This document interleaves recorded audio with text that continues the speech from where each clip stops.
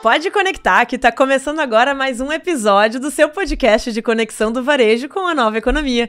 Eu sou Letícia Guedrad e tenho o prazer de estar recebendo aqui mais uma vez alguns convidados especiais para conversar sobre um tema que nos é muito caro, muito importante. E caro eu falei no sentido de querido, importante, mas também cabe bem essa palavra porque o tema hoje é educação, conscientização financeira.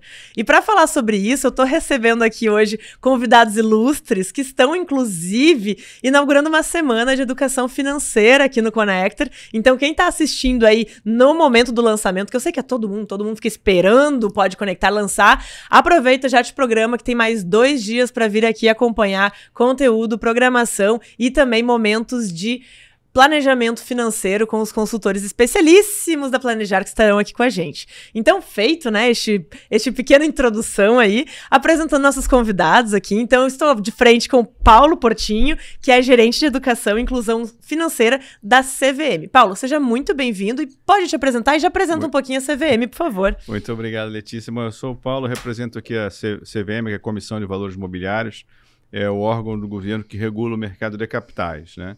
A gente tem bastante coisa de inovação aqui, mas hoje a gente vai falar mais de educação financeira, né? Lá na CVM a gente tem começando a trabalhar com criptoativo, lançamento de pequenos empresários lançando no mercado de capitais, lançando nos títulos no mercado de capitais, mas isso ainda não está quente. O quente hoje aqui é falar de educação financeira.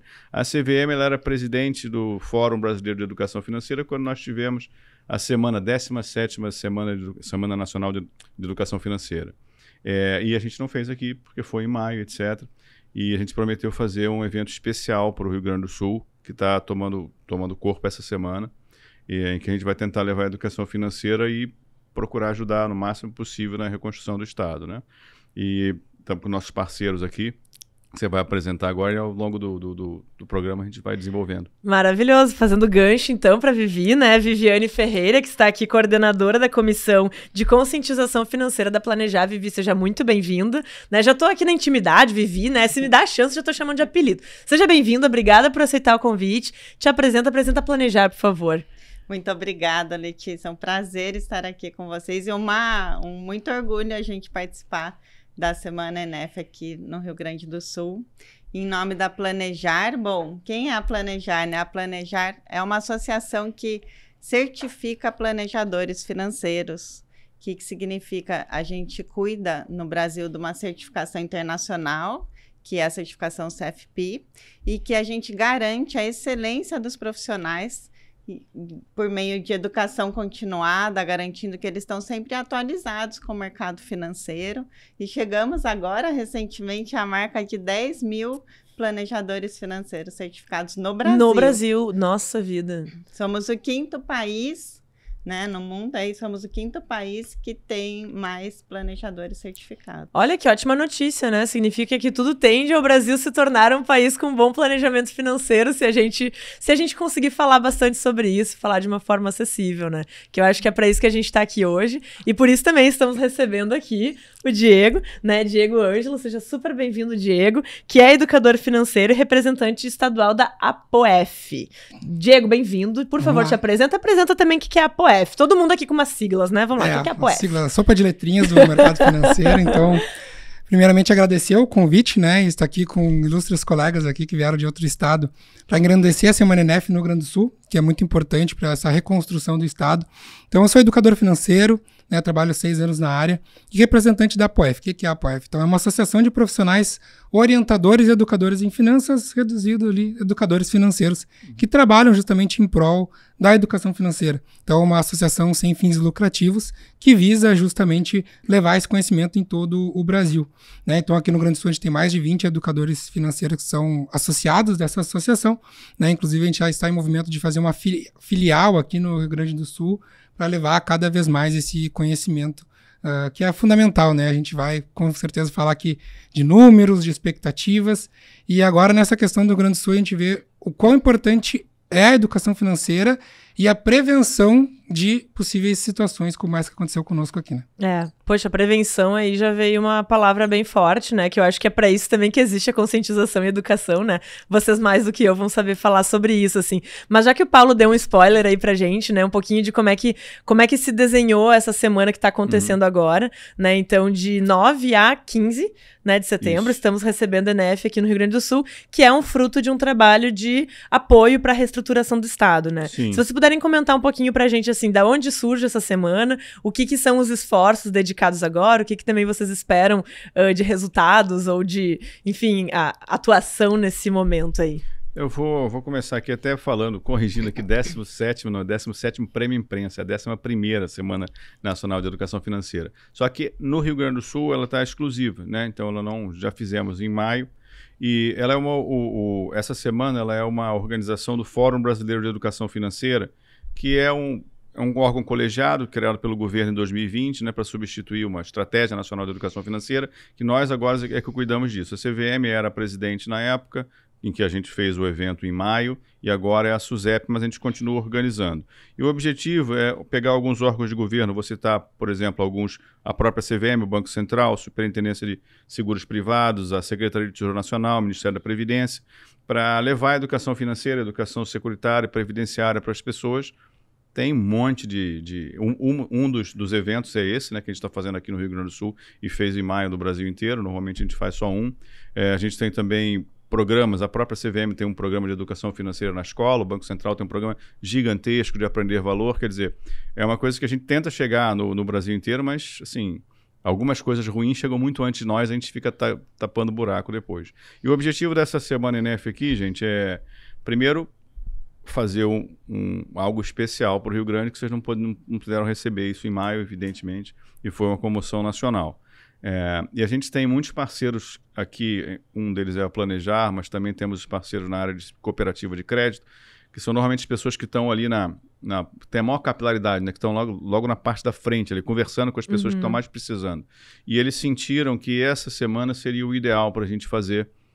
Não está muito distante do que aconteceu, ainda tem muita coisa para resolver, e também a gente não está deixando para o final do ano, que tem um monte de eventos que estão batendo junto, e aí a gente falou, olha, a gente consegue dar uma capilaridade, chegar em um monte de lugares aqui no interior, através das cooperativas de crédito, né, Sicredi, Sicobi, etc., que estão nos ajudando a fazer isso, e fazendo eventos, como você mesmo falou, você falou que vai marcar clínica financeira, é isso mesmo, em vários lugares do Rio Grande do Sul, se você entrar no nosso... Digita no Google, acho que é mais fácil, né? Portal do Investidor CVM, você vai achar lá a programação da Semana ENEF. E o objetivo é esse mesmo. O objetivo todo mundo sabe que todo mundo deve ter passado por algum problema pessoal, quase todo mundo nessa época. E precisou certamente tirar algum dinheiro da poupança, ou não tinha, às vezes, e precisou se endividar. Então, o momento... acredite em mim, acho que a Vivi sabe bem melhor do que eu isso. Às vezes, a falta de conhecimento faz você gastar 2 vezes mais. A falta de conhecimento de coisas triviais, não são coisas complexas, não estou falando de faculdade, não. Fonte de crédito, de cartão de crédito para crédito pessoal já melhora um pouco. Se você buscar um consignado, um monte de coisas que você pode fazer e que hoje as pessoas que estão aqui, o mais interessante dessa semana é que todo mundo que está participando aqui, a Vivi, que é da Planejar, você é da... Como é que é o nome da empresa? Apoef. O Diego, que é da Apoef, o pessoal das cooperativas de crédito, ninguém tem viés comercial nunca nesse evento. Então, quando você encontrar, é um compromisso que todo mundo que está participando tem com a CVM, que é um órgão do governo, de que nessa semana, nesse momento, tudo que se faz em nome da semana é com o objetivo exclusivo de levar a educação financeira para as pessoas, sem nenhum vínculo com necessidade de fechar cartão de crédito, essas coisas. Não existe isso, nem consultoria, zero. Então, assim, o momento para você encontrar alguma coisa que não tem conflito de interesse, para poder discutir a sua situação, é esse. Então, procura no nosso site, Portal do Investidor, os eventos que estão ali perto, acompanha. Vai ter podcasts aqui com o pessoal do Planejar. Eles têm um domínio, essas coisas que eu falei para você de o que você fazer com crédito e tal, eles têm um domínio total, certificação internacional a respeito disso e falam uma linguagem muito próxima do povo, né? Então o objetivo é esse aqui, a gente primeiro jamais deixar de lado o Rio Grande do Sul, porque aquilo foi uma comoção nacional, estava comentando mais cedo aqui que eu não consegui assistir televisão, porque era muito triste. E na mesma hora que a gente tinha o Brasil inteiro preparado para fazer a Semana NF, a gente falou, a gente cancela ou a gente vai adiante e faz um evento especial. Todas as pessoas que participam, a Planejar, a B3, a Ambima, empresas que estão ligadas com a CVM lá, que são parceiros, todas as cooperativas falaram, não, vamos preparar uma coisa especial para o Rio Grande do Sul, só para eles, um momento só deles. Aí a gente está trazendo gente do Brasil inteiro, né? Você veio de São Paulo, né? Eu também vim de São Paulo, do Brasil inteiro, para poder fazer esse atendimento. E as cooperativas estão especialmente engajadas, porque sabem que o momento... Ainda não conseguimos curar todas as feridas, longe disso, né, que o momento requer. Então é isso. Convido vocês todos a participar. Que legal, obrigada, Paulo. Acho que também tu comentou essa coisa da decisão da data, né? Né? Um período que não é tão distante das enchentes e também não está combinando com os eventos de final de ano. E tem também a questão de setembro ser um mês muito importante para os gaúchos, né? É um mês do orgulho do gaúcho, assim, a gente... Agora tu que tá em Porto Alegre, vocês vão poder até já ver o piquete lá sendo montado no Parque Harmonia, assim. Então é um momento que o orgulho, que essa questão muito bairrista e tradicional volta à tona. Então é um momento maravilhoso para pensar em reconstruir e reconstruir melhor, né? Que é uma coisa que a gente sempre fala, assim. E daí queria ouvir também, Vivi, tu comentando um pouquinho, assim, sobre esses profissionais da Planejar envolvidos, né? Porque são profissionais certificados, né? E daí acho que essa questão do profissionalismo em lidar com este momento de reconstrução, né? Que não é assim, acho que eu espero que a gente possa falar um pouco mais sobre isso, porque a questão da educação financeira é muito comportamental, né? A relação que a gente tem com o dinheiro é muito comportamental, é muito, às vezes até um tabu muito grande em muitas famílias, né? Uma questão de dificuldade. E assim, a gente também poder contar e ter confiança no profissional nesse momento é muito importante, né? Sim, com certeza, Letícia. E, assim, essa questão de trazer o voluntariado, de somar, de ajudar na educação financeira, no apoio às pessoas que precisam, está, assim, no DNA da Planejar. A gente participa da Semana NF desde a primeira, que foi em 2014. Eu sou planejadora financeira também, acho que eu não falei, mas eu comecei a participar em 2015, fazendo palestras. Então, a gente tem um programa que a gente desenvolve os conteúdos de palestras. A gente também faz clínicas financeiras, né? Que são clínicas financeiras, são atendimentos individuais, ali de 30 minutos que a gente faz com as pessoas, realmente para tirar aquela dúvida inicial, para ajudar ela a dar um passo ali e tirar... E às vezes a gente acha, nossa, mas só isso muda a vida da pessoa? Muda. A gente tem vários depoimentos, várias experiências. O que são barreiras, assim, que um momento de 30 minutos quebra? Ou por que isso muda? Olha, você traz uma outra visão, você traz uma expertise, uma experiência ali, que a pessoa começa a ver coisas que ela não tinha visto, né? Assim, depois posso até dar alguns exemplos aí de casos que a gente tem visto, mas então a gente sempre traz os nossos profissionais, a gente realmente fez um esforço, faz mais de 2 meses, né? Em maio, quando teve a abertura da Semana NF, foi logo na semana seguinte aqui das chuvas, né? Então, na abertura já foi falado, olha, vamos fazer uma semana especial para o Rio Grande do Sul, já foi tomada essa decisão lá, como o Portinho comentou. E então, desde meio de junho, por aí, a gente já vem fazendo reuniões com a CVM, com os nossos voluntários, enfim, com várias instituições para a gente conseguir construir. Eu aproveito para agradecer demais. Vocês se engajaram demais para o Rio Grande do Sul. Eu queria agradecer muito mesmo, vocês, as cooperativas. Realmente, só está saindo. Eles me planejaram para a semana inteira. O tempo que eu vou ficar aqui, eu estou todo planejado para trabalhar com eles ali. Coisa boa. E a gente agradece também, né? Pô, tá recebendo aqui no estado esse reforço aí. Sim. É super importante, até porque a gente aqui, né, em representação da classe varejista, a gente falou muito sobre isso, né? Que passado o momento ali de, claro, susto, atendimento, socorro das pessoas, a questão se tornou financeira, né? Sim. Porque assim, não é mais só sobre solidariedade, é o crédito, é como é que a gente vai pagar os salários, né? A gente ficou, então, nesse período aí, daí o Diego começou a fazer uma cara aqui de quem deve ter conversado muito sobre isso nesse período, né?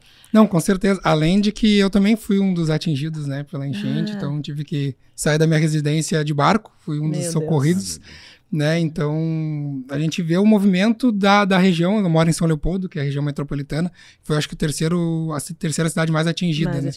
Então a gente vê mobilização das pessoas, das famílias que tiveram dificuldade, muitas pessoas que acabaram ficando em abrigos, que perderam suas residências, né? A gente teve sim um apoio governamental de alguns valores que acabaram sendo, né, arrecadados ali, foi em torno de R$5.100, depois teve outro valor de R$2.000, teve algum valor, mas que nada vai... Duas coisas, uma, muitas pessoas não têm como, com esse valor, conseguir reconstruir tudo que perderam. E outra também, justamente, a importância de ter a questão financeira, de educação financeira, da consciência financeira, de como utilizar esses valores.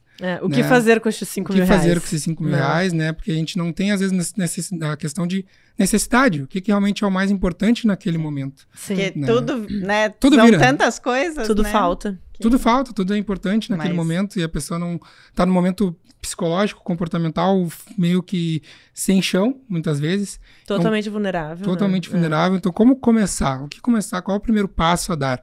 Né? Então, essas clínicas financeiras que vão acontecer agora vão ser importantíssimas para as famílias. Né? A gente já fez algumas atividades anteriores.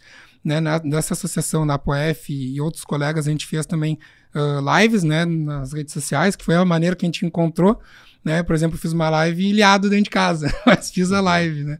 Então a gente tem que, de alguma forma, conseguir chegar nas famílias que estão necessitadas. E daí eu vou estender para ti a pergunta que tu mesmo lançou para o mundo, assim, né? Que por onde começar, né? O que considera nesse momento de aflição, de reconstrução, né? A gente, claro, quando a gente fala aqui em empresas, né, pequenos negócios ou médios negócios, tem toda uma questão de prioridades, assim, também de tributações, ou enfim, isso também foi um pouco flexibilizado, mas pagamento de folha, reconstrução de estoque, né? Mas em termos de pessoal, né, que a gente até perguntei pro Paulo assim, o que é a principal foco da semana ENEF, é o indivíduo, né, assim, e daí é uma dúvida bem forte, assim, daí a pergunta é para todos vocês, assim, mas começar pelo Diego, o que realmente é educação financeira nesse primeiro momento? É um acolhimento, é entender a realidade da pessoa, é entender objetivos, é entender o que tá ao alcance dela em termos de conhecimento, porque assim, tem muitas possibilidades, né? E até eu mesma, assim, sempre me vejo, poxa, investir ou comprar alguma coisa que depois pode ser um investimento futuro.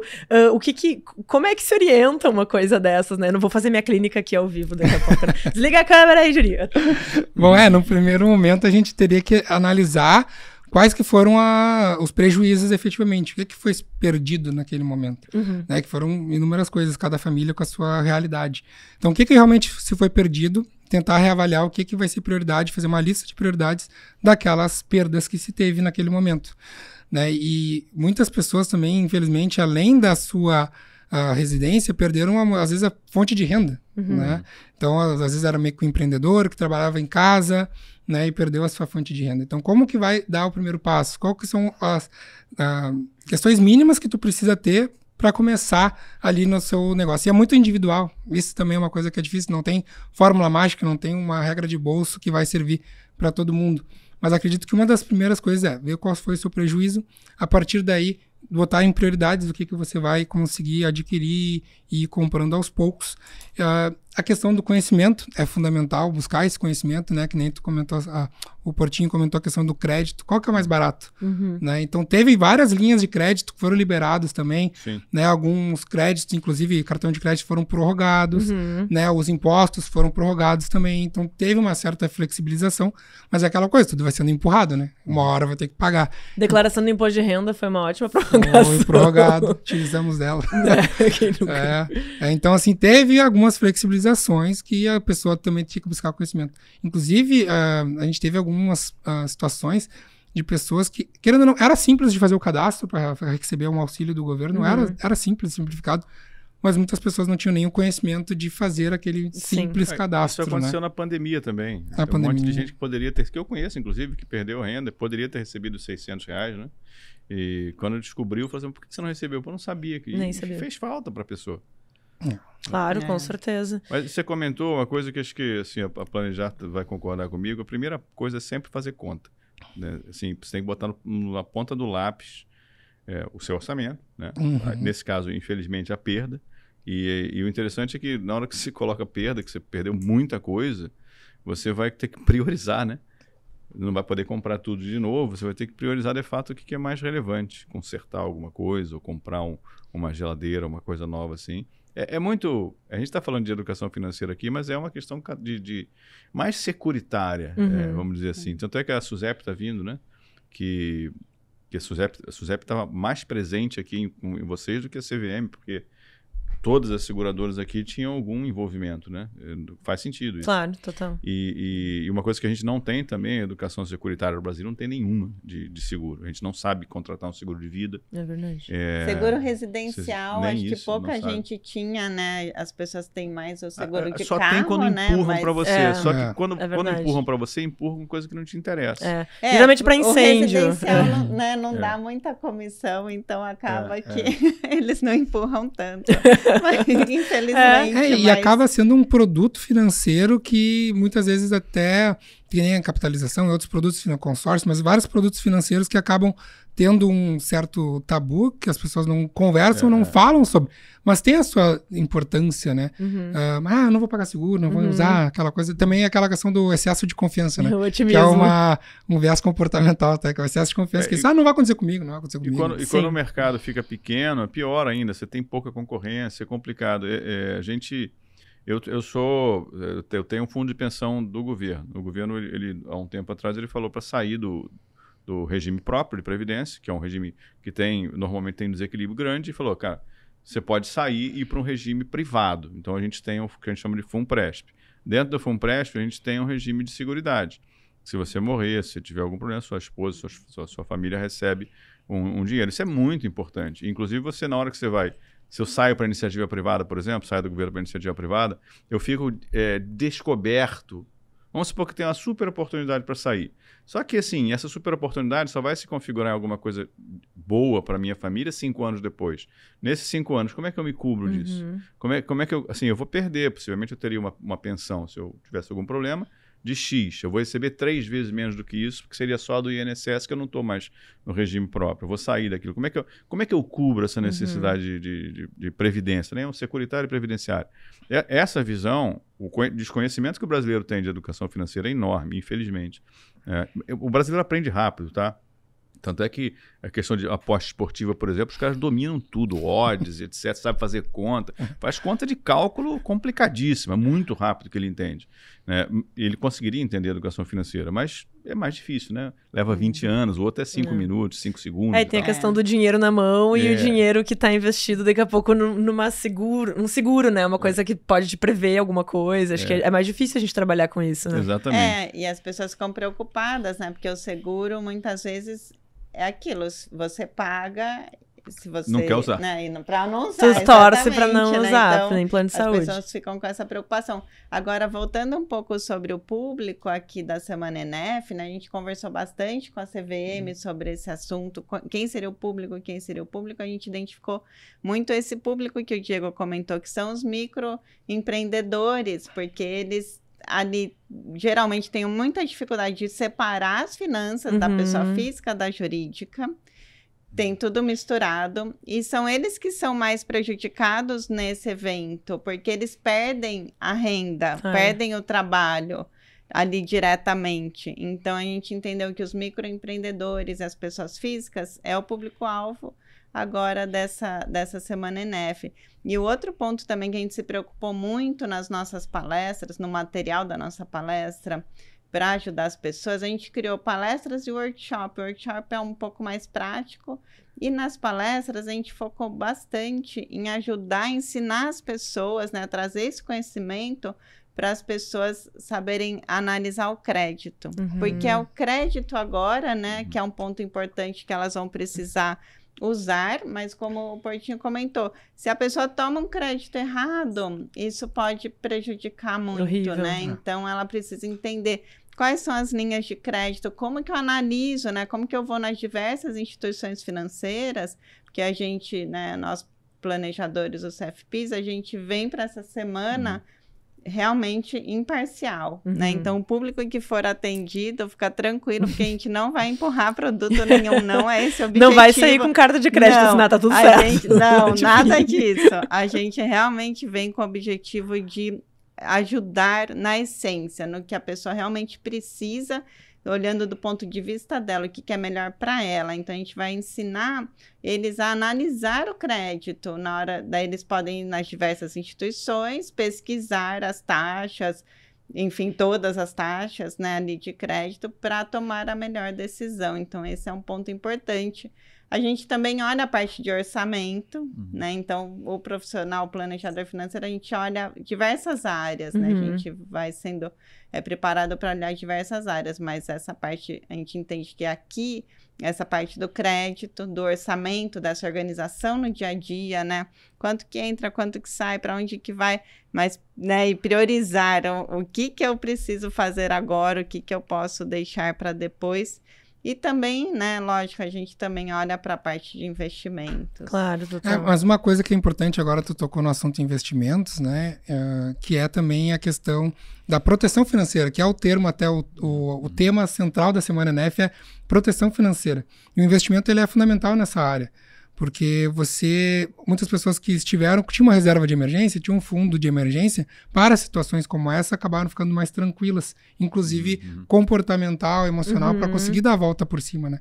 Porque se tu acaba perdendo sua casa, seu carro, seu negócio, e não tinha nenhum valor, ficar à mercê do que tu vai receber do governo, tudo mais, tu realmente se desestabiliza, né? E a gente vê a gente tá também na questão do Setembro Amarelo, que tem a questão também da parte do suicídio, e muitas pessoas acabaram, né, tirando suas próprias vidas pela questão financeira. Né? Teve um caso de um conhecido lá da região, que ele ficou desesperado, pegou um carro, saiu e virou um andarilho, porque ele viu que toda a família dele, ele, os primos, todo mundo perdeu tudo. E ele ficou sem saber o que fazer. O desespero, né? O desespero, as pessoas acabam perdendo muita noção, né? Então, realmente, essa questão do investimento também é importante, né? Nesse momento, a gente vai fazer também, né, já trazendo outra agenda que seria legal trazer para vocês. Na quinta-feira, dia 12, a gente vai fazer um evento no Tecnopuc, que é realmente sobre a proteção financeira. Então, vai ter diversos colegas educadores financeiros que vão trabalhar, evento totalmente gratuito, né? No Tecnopuc também fica o convite pessoal que está conosco aí. Isso vai dar concorrência com nossa palestra aqui, que vai ser dia 12 também, às 4 da tarde, que horas é lá no Tecnopuc? As duas. Ó, quem se organizar direitinho, já organiza a mentalidade aí, a partir de agora a gente é organizado. Então, 2 da tarde no Tecnopuc, 4 horas aqui no Connector, que a gente vai ter a palestra também organizada. E daí eu queria pegar esse gancho aí da parte comportamental, porque naturalmente sou uma pessoa de humanas, né? Então essa parte sempre me interessa muito, e por isso a dificuldade com o planejamento financeiro. Mas tu citou antes uma questão que é, tipo, esse viés comportamental, né? Que a gente traz também para a forma como a gente administra as coisas, a forma como a gente enxerga riscos, a forma como a gente se planeja ou não, né? E daí eu vou fazer uma pergunta talvez capciosa, assim, mas o que vocês identificam, assim, como os principais traços de comportamento que atrapalham as pessoas nessas organizações pessoais de finanças, né?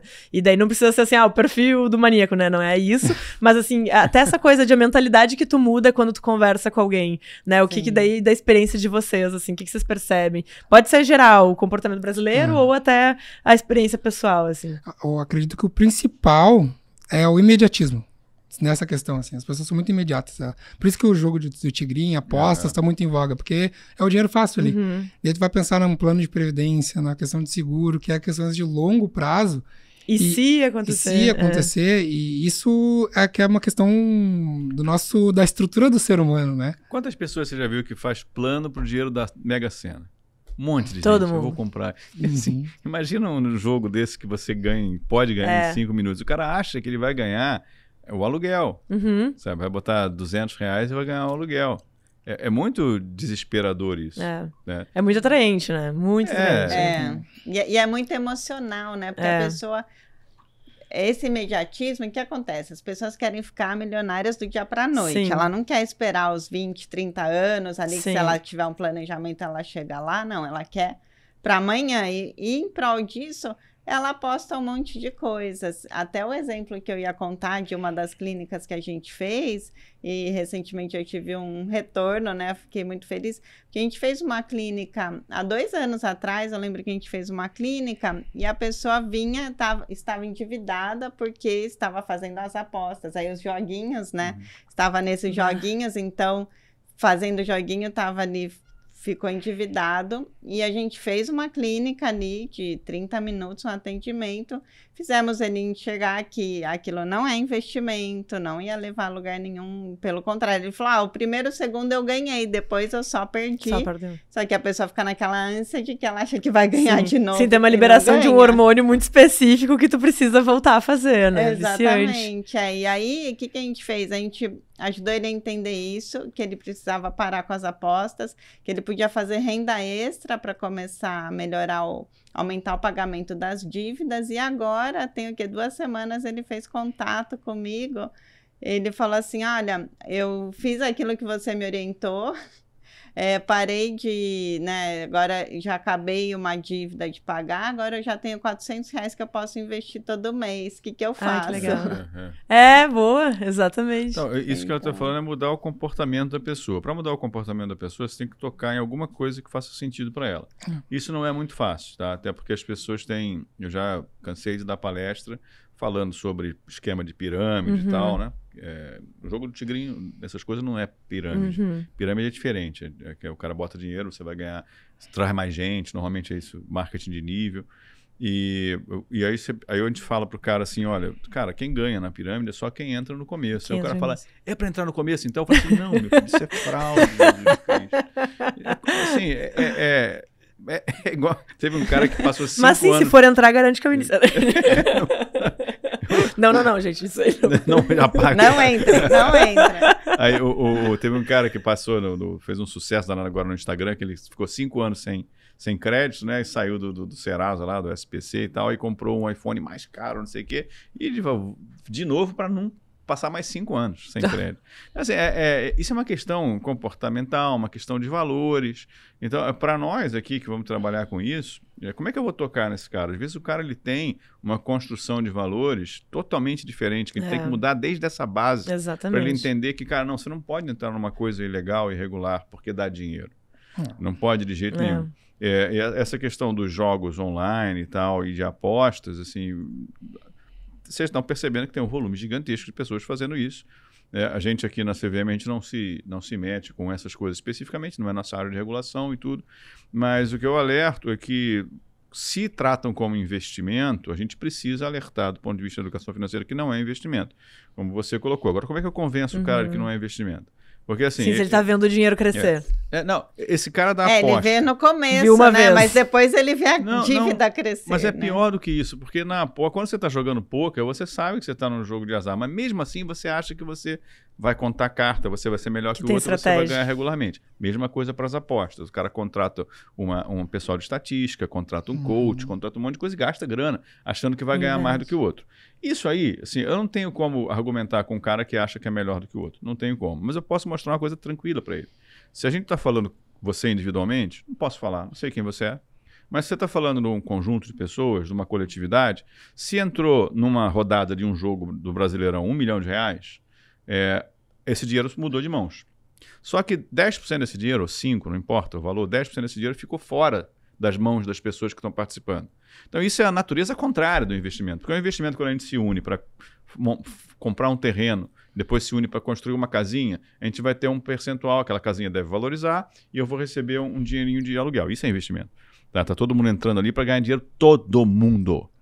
Quando você tem 1.000 pessoas entrando lá e colocando R$1 milhão, e no final a riqueza de todos ali é 900 mil, porque alguém levou, justo, o cara tem o trabalho dele, não é uma crítica a isso.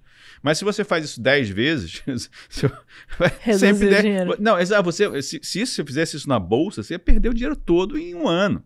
E é isso que de fato acontece, porque eu não consigo convencer você de que você não vai ganhar, porque você se acha bom, é a mesma coisa com coisa de bolsa também.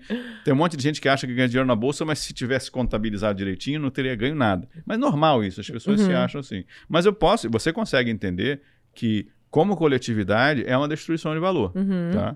Tudo bem que uma parte fica com a empresa, uma parte vai para o governo, etc. Mas você não pode chamar de investimento uma coisa que você vai perder sempre, como coletividade. O investimento é coletividade. Vai lançar uma debênture lá pela CVM, são milhões de pessoas, milhares de pessoas colocando dinheiro ali. E um outro problema que você colocou do jogo online, né, é que o cara, quando você joga dado, você sabe que é uma chance em 6. Todo mundo sabe. E você sabe que se o cara te der um prêmio de 1 para 1, tá ruim. Não tem justiça estatística nisso. Eu tenho uma chance de 1 em 6, você me dá de 1 para 1. Então você aceita 1 para 4,5, né? Que aí faz sentido. A banca leva uma parte para te oferecer aquela oportunidade de brincadeira. Até porque muita gente que vai para cassino vai para se divertir. Tá? Sim. É isso. Quando você está num jogo online, você não sabe se essa justiça estatística existe. Você não sabe. Quem é que está organizando a probabilidade? É um cara que está do outro lado.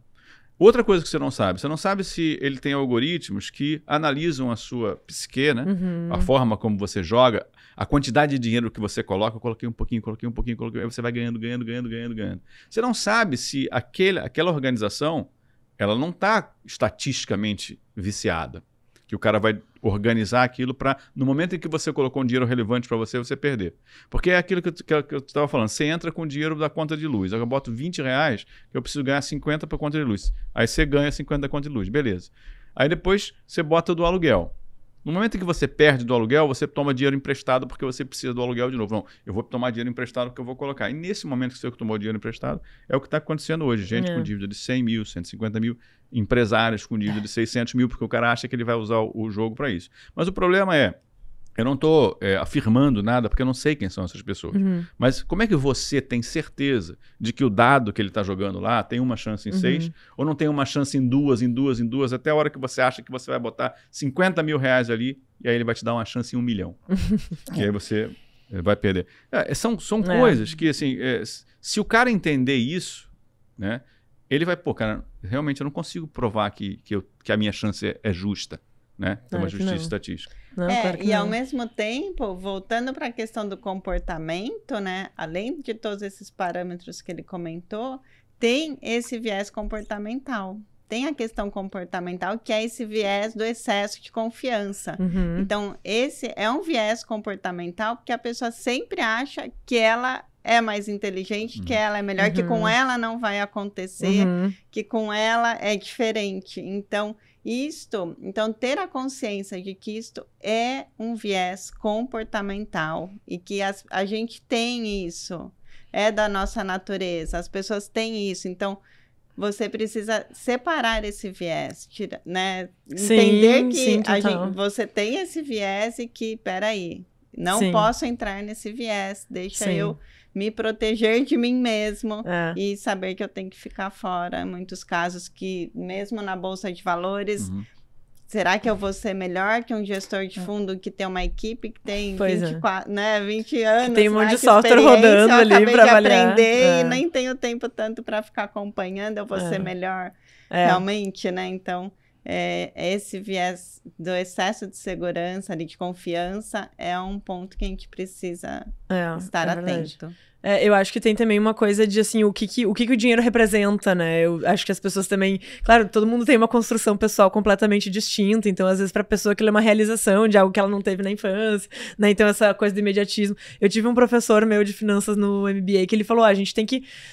não pode ficar trabalhando pra pagar nosso estilo de vida, né? A gente tem que ter um estilo de vida compatível ao que a gente tem. E só esse tipo de coisa já mudou a minha percepção, porque é verdade. Tipo, a gente não tem que estar pagando pra poder viver, né? Tem que ser o contrário, viver com o que tem e gerenciar esses recursos, assim.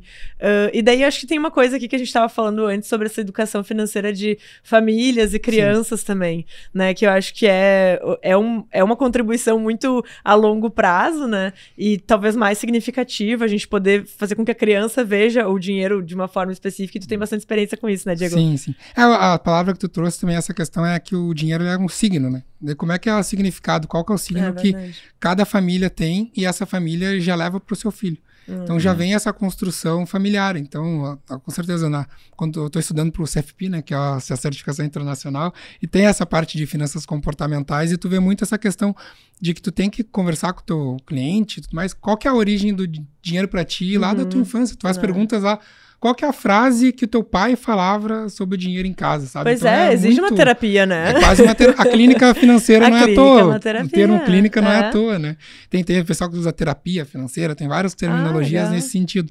E eu trabalho com jovens, com crianças, dou aula em escolas aqui em Porto Alegre, né? Então, hoje a educação financeira está entrando dentro da sala de aula. Desde 2020 é obrigatória, através do MEC e da Estratégia Nacional de Educação Financeira, que o Portinho trouxe antes, que hoje foi substituído por esse fórum, né? Legal. Então, desde 2020 é obrigatório. Só que em 2020 tivemos a nossa pandemia, que também muitos planos acabaram se postergando. Hoje a gente vê um projeto acontecendo nas escolas públicas bem pouco ainda, né? O projeto do MEC com o Banco Central Aprender Valor. Ele é um projeto que já está com uma magnitude bem interessante, assim, uma capilarização bem grande. Mas a gente vê muito mais em escolas particulares, né? Escolas privadas está acontecendo muito mais. As duas, inclusive, que eu dou aula em escolas privadas. Eu já falo aqui para vocês em primeira mão, em público, que a gente está fechando com vários parceiros, inclusive vamos convidar todo mundo para fazer o ensino médio, tá? Não vai ser, o Aprender Valor é para ensino fundamental, a CVM tem o dele de ensino fundamental também. Mas a gente está tendo uma união de todo mundo do governo, do pessoal do mercado, para fazer um programa para o ensino médio de educação financeira top para escola pública. E escola privada também, não vamos, se o cara quiser, porque a escola privada normalmente tem que pagar. Esses cursos são todos gratuitos, né? A grande dificuldade é a gente chegar no professor, porque ele tem pouco tempo, e às vezes ele também... É uma coisa normal, cara, ele está super endividado, vai falar de educação financeira, você não se sente tão bem. Não, claro. Então a gente tem um trabalho com eles também. Essa é uma questão importante, e uma coisa que eu percebo muito Desculpa, te cortei. Né? Não, imagina. Eu só vou notar. Muito na educação financeira com crianças, né, e adolescentes, que eu sempre, às vezes me chamam, a gente faz, né, alguns eventos para esse público, mas é a questão dos pais conseguirem fazer essa orientação para os filhos. Porque se os pais não criarem, por exemplo, dar uma mesada para o filho, mas se não tiver uma regra para essa mesada não vai servir de muita coisa. Perde o valor, né? Então a questão do valor, entender o valor da origem daquele dinheiro. E hoje, com a questão da tecnologia, tá muito fácil, né? A questão do dinheiro. Hoje, pega uma criança, vai pedir uma pizza em casa, o pai pede no celular. Ele não consegue ter a noção, né, de que se teve um trabalho por trás. É verdade. Né? Antigamente, tu tinha que... É muito imediatista também. Antigamente, tu tinha que ir no banco, sacar o dinheiro, pegar o dinheiro, ficar na fila do banco para sacar o dinheiro, levar para casa, para ter essa relação do dinheiro era um pouco mais física, né? Hoje é muito digital. O dinheiro em espécie também, ele tangibiliza muito a noção, né? Ele representa muito a escassez ou a abundância, né? E daí até acho que essa interrupção, que nem foi uma interrupção, contribuiu muito, porque eu queria até perguntar pro Paulo, assim, quando a gente fala, assim, plano de governo, né? Aqui na tua área, por exemplo, de inclusão e educação financeira. Claro, tem uma questão que tu pode colocar no currículo das escolas, né? Educar, mas assim, quando a gente está falando de educação de adultos, o que são planos de governo para educação e inclusão financeira, por exemplo? A gente tem aqui, a CVM tem esses eventos anuais, que é a Semana ENEF, que atinge realmente muita gente por conta da capilaridade das cooperativas de crédito, dos parceiros, B3, legal, são muito grandes. E a gente tem uma Semana Mundial do Investidor, que acontece agora em outubro, né? Aí é realmente o mundo inteiro fazendo eventos nesse sentido. E a Global Money Week. São eventos muito grandes que a CVM faz. Só que a gente tem, por exemplo, a gente estava falando de vieses do investidor e do consumidor e tal. A CVM tem uma série de publicações feita pela professora Vera, né? Que sabe tudo. Ela montou 3 livros para nós sobre isso, gratuitos, que estão no nosso site. Esse programa do Banco Central é gigante. Esse Aprender Valor, acho que tem 22 milhões de pessoas atingidas indiretamente. A gente quer a mesma coisa no ensino médio. O que acontece é que começou em 2020, que você falou, teve a questão da pandemia, muitas confusões, muitas coisas mudaram, e hoje eu sinto uma diferença muito grande do que era 2 anos atrás. Todo mundo está interessado em não gastar o mesmo dinheiro de novo. Ou seja, vamos gastar só né? Vamos usar os recursos de grandes empresas que estão interessadas em fazer isso em um projeto muito bem feito. Sabe? E assim, não vai ser o da CVM, do Banco Central, da SUSEP, da Planejaro, da B3, da Ambima. A gente vai ter um projeto que a gente vai fazer e a gente vai tentar, junto do MEC, etc., fazer com que de fato entre. Pensando nos professores, quem tem experiência com isso é o Banco Central. Ele tem gente que ensina, né? Tem gente que ensina os professores a usar os materiais localmente. Isso é um negócio gigantesco no Brasil inteiro. Então, a gente vai usar essa expertise. Então, o momento hoje, para nós ali no Fórum Brasileiro de Educação Financeira, é maravilhoso. A gente está com uma esperança muito grande de que talvez em 2026 a gente tenha algum piloto para um primeiro ano aí. Já estamos todo mundo está unido. temos um acordo de cooperação com todo mundo para fazer isso. Então, o governo, essa questão da educação financeira é extremamente importante para o governo. O governo está super preocupado com essa questão de aposta, está super preocupado com a questão de jogos online, porque é uma coisa que esse dinheiro vai embora, porque essas empresas não são brasileiras. Tem empresa brasileira, né? Mas principalmente essa de aposta online, esse dinheiro vai embora. Mas você estava comentando esse negócio de família. Cara, existe, assim, para você ter um filho bem-sucedido, tem uma parametrização dentro da criação dele. E a gente desconhece isso, o brasileiro desconhece isso. Assim, vocês são mais novos do que eu, mas assim, na época da inflação não fazia sentido planejamento financeiro. Eu lembro bem disso. Meu pai comprou uma Brasília por X cruzeiros. A terceira prestação foi mais cara que o preço da Brasília. Meu Deus. A terceira ou quarta. Ele comprou em 6 prestações, que era o máximo que você conseguia. Entendeu? Então, era uma realidade do brasileiro. Eu lembro, muito claramente, do meu pai falando que, assim, cara, dinheiro não é para você gastar.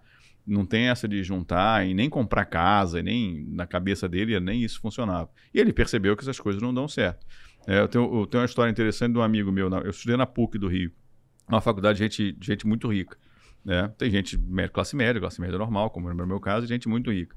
Aí eu lembro que um amigo nosso estava comentando que um fulano lá, que foi nosso colega, tinha ficado rico, porque o banco que ele estava foi vendido para um banco estrangeiro. Aí eu falei para você, a cara dele, a cara do fulano. Eu falei, o que é a cara do fulano? Ficar rico.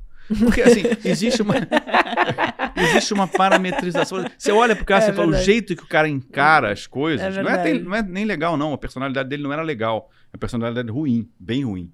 Ele não era nenhum amigo. A gente zoava muito ele, que ele não era nosso amigo. Mas você olhava para o jeito que esse cara encarava a vida, encarava a ambição, encarava tudo, você fala, tem uma parametrização para você ficar rico. Sabe? E as famílias ricas, ainda que naturalmente, ainda que sem forçar esse tipo de coisa, o cara acaba construindo uma parametrização disso. Né? Claro. É muito difícil você ser muito mais rico do que o seu pai. Sim. Se o seu pai é muito rico e você é muito mais rico do seu pai, tudo bem. Agora, se o seu pai mora numa favela, numa comunidade, e você conseguiu sair para um salário de 20 conto, 25 conto, é uma diferença gigante. É muito e se você não enorme, né? E se você não tiver um conforto para trabalhar com isso, acaba acontecendo que em muitas famílias acontece que uma renda de 30 mil acaba se transformando em várias pequenas rendas de 2 mil, de 3 mil, e ninguém sai daquela condição e não resolve a vida de ninguém. Então essa questão de educação financeira é tão séria, né? Eu tento fazer esse tipo de coisa lá em casa, mas evitando também que como eu sou de classe média, e a gente tem exemplos na família que se deram muito mal, a gente tem que construir essa parametrização ali, mas também sem fazer com que eles tenham uma ambição desmedida, entendeu? E não entendam e não sejam gratos pelo que têm. Uma dificuldade muito grande, mas é com criança que a gente constrói isso.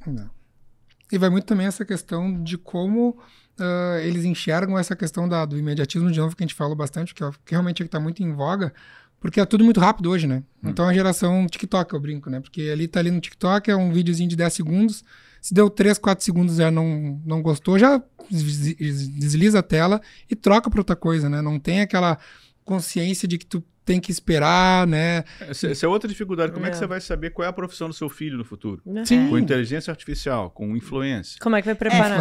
E essa questão também, né, das pessoas estarem, né, sempre querendo para ontem, para agora, né, de qualquer jeito, eu vejo muita relação com a questão da saúde mental, né? Sim. Quando a gente olha, qual que é o maior problema que a gente tem? A ansiedade. E onde que a ansiedade reflete no dinheiro? Tem um reflexo direto. As nossas emoções, né? O dinheiro é muito emocional, então nossas emoções refletem diretamente. Então, se a sociedade está muita gente com ansiedade, onde isso reflete? No consumo exagerado, no consumo imediato, nessa dificuldade de conseguir esperar para qualquer coisa, porque se está ansioso, quer ver o conteúdo lá de qualquer jeito, quer para agora, no dinheiro isso é a mesma coisa. E com a oferta grande de crédito que a gente tem hoje, por exemplo, cartões de crédito, é muito fácil você ter hoje. Eu lembro quando eu comecei a trabalhar, aí, quase 30 anos atrás, para eu conseguir ter um cartão de crédito era a coisa mais difícil que tinha. Você não conseguia ter cartão de crédito na época. Você era enxotado Era do banco. difícil. Eu fiz uma palestra Obrigada, esses dias. Cico. Fiz uma palestra esses dias, teve uma pessoa que estava participando que tinha 24 cartões de crédito. Meu Deus. Eu nem sabia que tinha do céu. tanta instituição financeira assim. Meu Deus. 24 do céu. cartões de crédito. É Meu um Deus. absurdo. Porque daí também hoje tem cartão de crédito Isso. das lojas, Toda loja né? tem. Tudo virou um então, banco, né? tudo virou Parece. um banco. Isso tem, é uma né? grande Os bancos, doideira. os grandes assim. lojistas têm bancos praticamente dentro. né? Tem É. cashback, tem um monte de coisa. E nem só os grandes, viu? Cada vez nem. mais as instituições estão virando bancos, assim. Eu queria, pra evitar, assim, que a gente caia nesse looping, assim, de nossa, ansiedade, daí eu comecei a pensar, meu Deus, é verdade, eu já quero Já comprar tá um ansiosa, café já. caro agora. Ela já tá ansiosa. Já vou lá no Starbucks agora comprar um café de R$35. Não, tô brincando. Mas assim, esse meu papel aqui de entrevistador é sempre maravilhoso e confortável, né? Porque eu posso fazer as perguntas que eu quero, não tenho que responder, assim. Mas tem também uma limitação, que é, depende de eu fazer boas perguntas pra vocês trazerem, né? Pelo menos instigar vocês as respostas. Eu sinto que aqui nesse tema eu tenho alguma limitação. Então eu gostaria de fazer pra vocês uma rodada, assim, de que perguntas eu não fiz que vocês acham que a gente não pode sair desse podcast sem responder. Então, jogando pra vocês, façam a pergunta e respondam pra você mesmo, assim. O que a gente não pode deixar de falar pra galera que tá nos acompanhando aqui, entendendo a importância de uma semana de conscientização, educação financeira, né, e que talvez as pessoas estejam tão ansiosas quanto eu, de tipo, e o primeiro passo, né, e agora? Vou O que eu vou deixar fazer? com eles, depois eu falo da CVM Tá. aqui, porque eles é que estão na linha de frente ali. É. Eu já fiz muita palestra, nunca fui profissional como eles dessa área de educação financeira, mas eu estava na frente desde 2013 a 2012, então eu lidava direto com investidores, mas investidores, né? Não era o pessoal que estava lá quebrado, tudo, era o pessoal que estava colocando dinheiro. Mas eles estão na linha de frente, cara, e aí sabem bem melhor aí do que o pessoal, onde é que o calo tá apertando. Boa. Onde é que não pode... O que não pode... Tu não pode sair daqui hoje sem ter falado isso pras pessoas hoje, Diego. Espalha a tua palavra da educação financeira aí. Eu acredito que justamente o básico bem feito, sabe? Tem que saber fazer o básico, feijão com arroz ali, que é o seu orçamento, receitas, despesas, né? Ver as suas prioridades, não gastar mais do que ganha, né? Porque assim, não precisa ser nenhum gênio para se organizar financeiramente, não precisa saber de matemática mega complexa, é muito simples, é mais e menos e multiplicação ali e divisão, sabe? Onde tu vai começar a pensar em juros compostos, daí vai ser o quê? Na hora do investimento. Daí tem dois lados, os juros compostos ele pode ser maravilhoso para ti se tu ir pro lado do investimento, mas se tu ir pro lado do débito, do crédito, ali, de tu pegar empréstimos, começar a se endividar, daí ele vai jogar contra você e isso é muito prejudicial. Né? Então ter essa noção básica, que daí sim, a gente deveria ter na escola, a gente pode ter uma vida financeira muito melhor. Né? Então todo mundo sabe que tem que ter uma reserva financeira. Todo mundo sabe, só que poucas pessoas têm. Né? E hoje a gente tem números bem preocupantes. A gente tem mais de 80% das famílias estão endividadas, mais de 30% estão inadimplentes, que daí que é o problema, né? Porque não estão pagando as suas dívidas.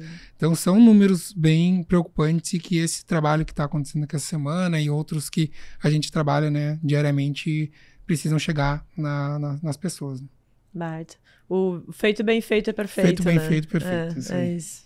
Eu diria, a minha dica, assim, o ponto-chave para mim é um passo até um pouco antes do que esse básico do feito, que é as pessoas morrem de medo de olhar para as suas finanças, para o seu extrato. Então, hoje, acho que ninguém mais recebe... ninguém mais recebe... Justamente. Acho que hoje ninguém mais recebe extrato pelo correio, mas eu ainda tenho clientes que falam, nossa, eu tenho pavor na hora que chega o extrato, né? Eu tinha pavor, não abre, tem medo de abrir o extrato. Eu lembro que tinha uma estatística que lá na Expo Money falava muito que...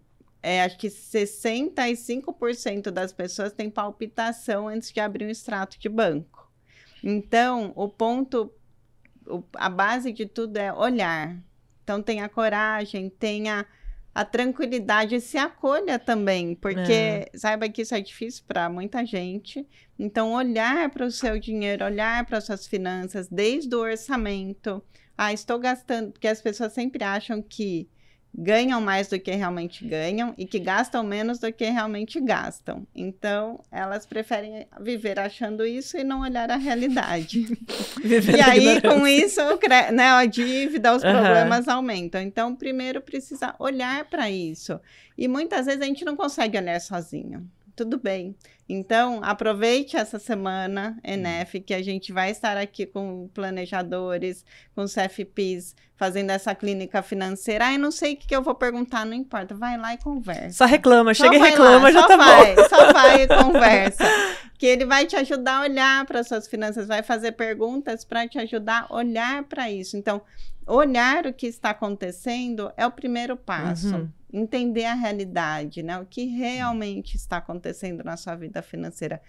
Porque daí você consegue começar. Ah, não tenho dívidas, tá? Então, você olha para os seus investimentos, está rendendo mesmo? Ou você está lá aplicando na bolsa, achando que está ganhando e será que está mesmo?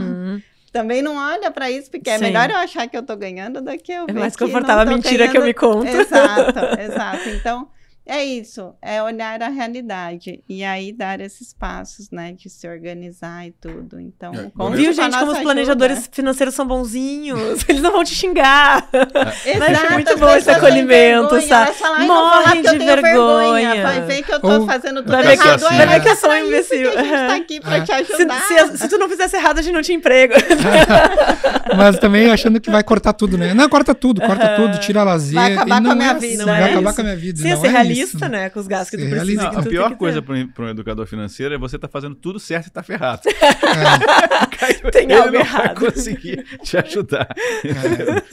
Mas agora eu que vou fazer uma pergunta para vocês dois que trabalham com isso. Eu tive nos Estados Unidos, acho que em 2005, vi um programa lá em que as pessoas eram convidadas a chamar todos os vizinhos para revelar as próprias dívidas. A pessoa lá nos Estados Unidos se endividava absurdamente. Sim. Então você tinha uma casa espetacular, com hipoteca de não sei quantos anos, carros maravilhosos. 2005 era outra realidade, tá? Hoje as coisas estão bem mais caras. E aí as pessoas chamavam todos os vizinhos, 30, 40 pessoas, montavam salgadinho, etc. E começavam a mostrar que eles eram muito quebrados. Cara, e era assim, as pessoas falavam assim, vocês com BMW na garagem, com não sei o quê. É por causa de ti que eu fui me endividar, porque eu queria uma também. Aí tem até um livro famoso chamado Milionário Mora ao Lado, Millionaires Next Door, que fez uma pesquisa nos Estados Unidos de que as pessoas ricas, de fato, nos Estados Unidos levam uma vida muito mais simples do que essa galera que está fazendo. É um cara que tem um carro muito pior do que o seu, uma casa que podia fazer uma reforminha, mas ele tem muita grana. Aí leva a uma coisa que não é um cânone, tá? Que eu vou falar aqui, é uma coisa que é meio contra algumas ideias básicas de finanças. Eu acho que as pessoas têm que investir. Eu acho que o cara pode estar quebrado, mas se ele tiver 500 pratas recebendo R$5 no fundo de investimento imobiliário, recebendo R$4,80, se ele tiver, é como se fosse assim, cara, esse é o Paulo Portinho que deu certo. É o cara que está recebendo R$5, não é o cara que está pagando 5 mil de juros. Então, assim, eu acho que se você tiver essa incursão em que você está quebrado, quantas vezes eu já vi acontecer isso? O cara está ferrado, ele está desequilibrado, um monte de coisa, mas ele tem R$5 mil no fundo, né? Aí ele conversa com os amigos do fundo, ele se sente confortável de trabalhar essas questões do juro composto para ele, né? Dividendo que ele recebeu e tal. Então, assim, eu acho que quando a gente vai numa lógica do tipo, cara, só entra em investimento depois que você tiver maravilhoso, com 20 salários guardados na poupança, aí você começa a pensar em investimento. Eu acho que isso essa questão muito fechada não funciona muito bem. Nós somos uma mente muito mais holística. É aquilo que eu falei, você precisa convencer o cara, você precisa falar alguma coisa que toca no coração dele e as coisas vão mudar. Então, não adianta só mostrar no papel, etc. Tem que ser o coraçãozinho dele, tem que mudar o coraçãozinho dele. Um amigo meu, por exemplo, ele ia receber uma herança e ia botar uma grana para cada filha, que com as filhas com 18 anos iam receber um dinheiro para poder tocar a vida maravilhosamente bem. Eu falei assim, você garante que você, quando elas estiverem com 18 anos, você vai estar com 65? Você não vai ser um fardo para elas? Pô, não sei. Então que loucura é essa, velho? Na hora que eu falei isso pro cara, falei, imagina, o teu pai está deixando uma herança gigante para você. Ele estava desempregado na época.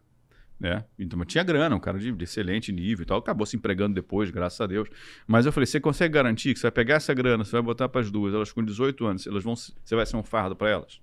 Então, essas coisas que você fala e que muda a visão do cara, ele fala assim, pô, ele não tinha o clique, né? E esse clique muitas vezes vem do investimento pequeno. Você começa a falar de fundos interessantes, você começa a falar de investimento no exterior, coisa séria, tá? ETFs, etc. ETF é um negócio importantíssimo, o mundo inteiro investe em ETF. Sabe? Você é um cara que investe R$1.000 no Standard & Poor's 500. Cara, você mora numa periferia, mas você está investindo no Standard & Poor's, que isso traz o cara se sente diferente. E você consegue fazer pela bolsa aqui, consegue fazer, né? Você não está botando dinheiro lá fora, não. Você consegue comprar pela bolsa aqui. É super fácil. Então, essas coisas, quando o cara começa a discutir isso, eu sei, tem um monte de gente que eu iniciei assim. Tá? Cara que você sabe que é um cara que o cara continua mais ou menos do mesmo nível, com uma renda muito baixa, mas ele tem lá 30 mil, 40 mil reais que ele juntou. E não é só a questão da rentabilidade que ele está tendo, mas é a questão dele discutir coisas legais com outras pessoas. Não dizer assim, pô, cara, tô quebrado. Entendeu? Pô, meu carro, tô atrasado. Esse cara, inclusive, tava com o carro atrasado. Deixou o carro quase ser tomado para ele pagar lá uma merrequinha. Mas ele tinha 40 conto guardado. Então, assim, a gente não pode compartimentalizar, porque eu preciso tocar o coração do sujeito com alguma coisa que faça ele se interessar por aprender. Esse cara entende bastante coisa de investimento. Ele não consegue gerar renda para ele, que é uma outra coisa, né? É uma outra coisa, o cara tem que melhorar a renda dele, melhorar o trabalhar mais, né? Às vezes a pessoa... Tem muita gente que trabalha pouco por vontade, entendeu? Eu conheço gente que é Uber aí, o cara poderia dobrar o salário, mas como tá bom para ele 3.000, 3.500 no Rio, ele fica naquela. A gente não vai... Tem um monte de gente que faz isso, né? É aquele equilíbrio, se pra pessoa tá satisfeita, né? Okay. Então, não adianta isso. Então, essa questão que eu tô falando, assim, a gente precisa tocar o coração do cara. Às vezes, tocar o coração do cara, ele começar a falar no meio dele sobre um investimento interessante. Entendeu? E falar de investimento é falar do futuro, né? Exato, quando exatamente. Você paga a dívida, você está pagando do passado. Agora, quando você começa a investir, tem um objetivo, claro, isso motiva muito, né? Porque você está construindo algo para o futuro, você começa a ter uma outra perspectiva na vida. É verdade, eu acho que com essa frase eu me sinto apta a terminar esse episódio, assim, achei que ficou inspirador, assim. Gente, muito obrigada e pelas participações de vocês. Obrigada, Paulo, por trazer um sotaque carioca aqui, deu uma melhorada no clima de Porto Alegre, assim. Eu tenho sotaque? Não, capaz. Quase nada, bate, quase nada. Capaz. Gente, brigadão mesmo, obrigada pelas trocas aí, esse conhecimento aqui fica pra toda a galera que nos assiste, vai ficar aí se vocês quiserem também encaminhar adiante, né, acho que é sempre um afago, e daí obrigada, Vivi, também por ter trazido esse lado tão, assim, acolhedor. Eu me sinto acolhida, me sinto pronta pra minha clínica terapia financeira agora, e com certeza vamos seguir falando bastante sobre isso. Até mais, muito obrigada mais uma vez. E você aí de casa, fica ligado que toda quarta-feira, às 8 horas da noite, mais um episódio do Pode Conectar. Até mais!